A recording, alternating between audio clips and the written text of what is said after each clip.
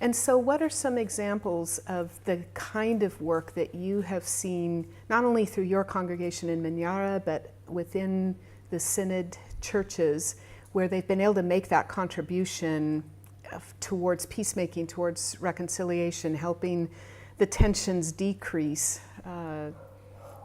First of all, we have to realize that we should start with building up ourselves, building our own faith. And we don't, for me, we don't do things depending on the consequences, depending on the results. Yes. When we move by the results, then we can lose our identity. We should start by principles, by whom we are, and why we want to do that, and we leave the results to God. We're called to sow, we're called to water, but the harvest is not ours. Yes. The harvest is God's. And that's very difficult because we as humans like to harvest. That's right. We always want to harvest ourselves. The question is always, what's the impact? What And results? what are we going to get? Yes. Yes. And if we don't get it in our lifetime, then we consider it to be a failure. But Jesus failed. Yeah. Jesus ended up on the cross for that thing. Even when he was risen, he was for 40 days teaching his disciples about the kingdom of God, as we read in the first chapter of Acts. Yes. And the last question they asked him, so is it the time when you're going to bring back the kingdom of Israel? Yes. Come on, guys. I was dead, I'm risen. I spent 40 days teaching you about the kingdom of God, but you're asking me the pre-resurrection question as if nothing Yes. Yes. has happened. Yeah. A big failure from this perspective. Yes. So we don't move by results. That's my first point. We have to start by our own identity, by our own principle, by our own theology. Doing that and saying that means that we cannot decide to be outside. We're forced to be in, fully in. And we have to be ready to pay the price of being in. If we decide inside the whole tension, inside the whole, for me, it's a big flood. It's the same image of the flood of Noah that was taking over all life within it. So we can decide to try to climb a mountain to hide from the flood. But in the story of Noah, the water covered everything. You cannot really stay out.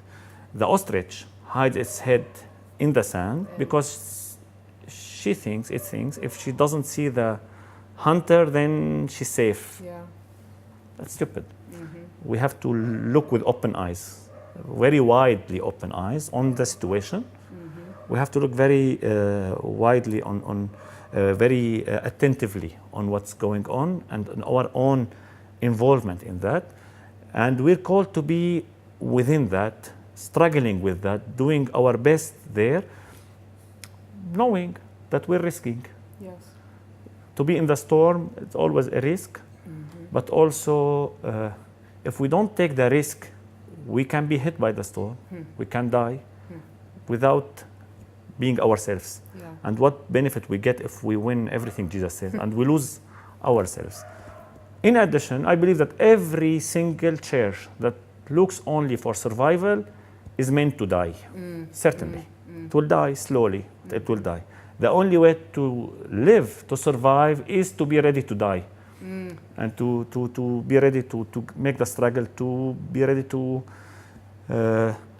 give fruits by your death, in a way. That paradox of Yes, God's of course. kingdom. That's the Yes. challenge. Yeah. Without cross, there would have been no resurrection. Yeah. But because there was a cross, there was a resurrection, and there is Christianity now. We're there, in a way. So we start by that, and we have to be then ready to bear the cross. Yeah. That's where our name comes also. In a way, as Christians, we are called to be messengers of God for our world. So what does it mean to be messengers of the good news to our world? if we don't bring good news to those who are suffering, if we don't try to make reconciliation between those who are facing conflicts, tensions, death, if we don't bring hope for those who are in despair, if we don't try to bring better life for those who are losing everything, what does it mean then to be really messengers of good news of God if we don't do that? And this is part of our identity That's in Christ. Otherwise, then we're not Christians anymore. We can be a nice club, but we're That's not very church. central to who we are as Christians. That's the very, very beginning of whom we are. As Reformed, we believe in the God who comes with grace. And we believe that it's not because we deserve, we are worthy, God does that. It's the grace of God. So we don't do what we do now to the people because people are worthy of or they deserve that in the sense of the human deserving or being worthy of.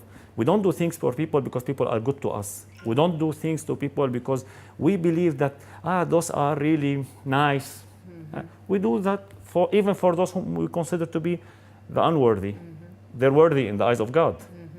And we're called to be like God, doing it out of grace or channels of God's grace. I love the image of channels. So we just channel that. We don't, by our nature, we're not very gracious. No. But we're channels of God's grace. At the same time, that's a very big aspect of our identity as Reformed. If we're celebrating now the 500th anniversary of Reformation. So if that's the principle, then the question becomes how we apply that in our own context always. If we're living in a place like in Akkar, the challenge is to try to make better life for both Lebanese and Syrian, refugees and citizens, both Muslims, both Sunnites, both not necessarily love us, both belong to a community totally different than ours, both might consider us to be infidel, to be unbelievers, to be meant to go to hell, probably, I don't know.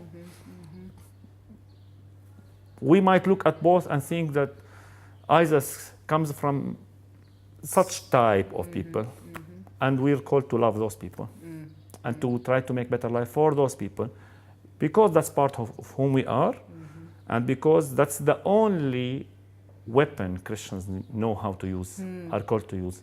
They are called to use love for the enemy. And knowing that, I love this also saying that one theologian said that God sent sheep among wolves. So when the wolves ate the sheep, the wolves became sheep. We're called to turn wolves into sheep by allowing them to eat us in a way. In a way. This is the laying down of one's life. If we are now a Christian living in an area where there's lots of Sunnite Alawite tension, fights, we are called to be bridge for both. We are called to love both. We are called to show that we don't stand with any one of the two sides, because usually when we take a side, we depend on the consequence. We depend on who is better for us. Who will benefit us. Will benefit us more. But the challenge is to be loving for both. To look for the lost sheep among the 100, because we have the 99. And to try to show both that it's possible. And since we're not belonging to any one of the two communities, it's possible to play the role of the bridge. One more thing I always also like, and so now as as we are celebrating Reformation, we can remember that we as Christians and as Protestants have been through similar situation in the past. So the Catholic, the Protestant have made lots of fights for faith. Catholic, Orthodox, the same. The churches, the Christians have been so bad to each other. And what Islam is going through now, we went through hundreds of years ago, but now we can show them that it's possible to reach somewhere else. Another way is always possible. to show them that I believe that it will become different in the future. It won't be our generation who will see that. But still, since we believe it happens, and since we believe that history is much bigger than our 50, 60, 70, 80 years or whatever, we are called to live with that perspective. So we can show Muslims that it's bad, it's very painful, but it will reach an end sometime. And they can benefit from our own experience. That communicates a sense of hope. And how we became ecumenical with time, how we learned to talk to each other, although we still have lots of disagreements, instead of killing each other for this disagreement. And that's also something, an example we can show. And actually, if you look at Syria now, you will see that the Christian communities are getting much closer to each other than they used to be in the past. We have seen that. Yeah, because of the situation, the crisis. But by doing that and without realizing, they're representing a good example for the Muslim communities. Yeah. They're presenting that. And since Muslims can, both sides or all the sides can talk to Christians in a way, then they can talk to each other through those Christians. The difficult question becomes of the fanatics, of the fundamentalists, of Sunnite or of Shiite or whatever. If you have people that are not interested in or willing to talk, what do you do? First thing we should remember that we are followers of someone who knocks on the door and keeps knocking on the door until we open and he gets in. But even if we don't open the door of our hearts, he keeps knocking. But also we should remember that it's not us who usually are the best people to talk to the fanatic. Usually the best people to talk to the fanatic are people from their same community but are moderate. So we have to work with those people to support those people to be the bridge to the fanatic. So if I want to talk a fanatic Sunnite, I need a moderate Sunnite. By working with the moderate Sunnite, I support that moderate Sunnite to be able to talk to the fanatic Sunnite, and because they have lots of common things they can share. Yes. Of course, if I go, then who am I to talk to the fanatic directly? I can talk to the moderate because we have lots of common things also to share. And in a way, we are called to create a front of moderates in all faiths, in all religions. And that's very important, because usually moderate people are nice, are calm. They don't want to hurt people. They don't want, their voices are very low. Fanatics in all religions have the highest voice. They have a cause. Very loud. And they have loud voices, and they're ready to die for their cause while we're living on the margins. No, we're called to be ready also to pay the price of our own cause, which is better life for everyone, which is being God's messengers of God's kingdom to everyone, of the principles of the kingdom, of the love, of the peace, of the justice, of freedom, liberation, hope for everyone.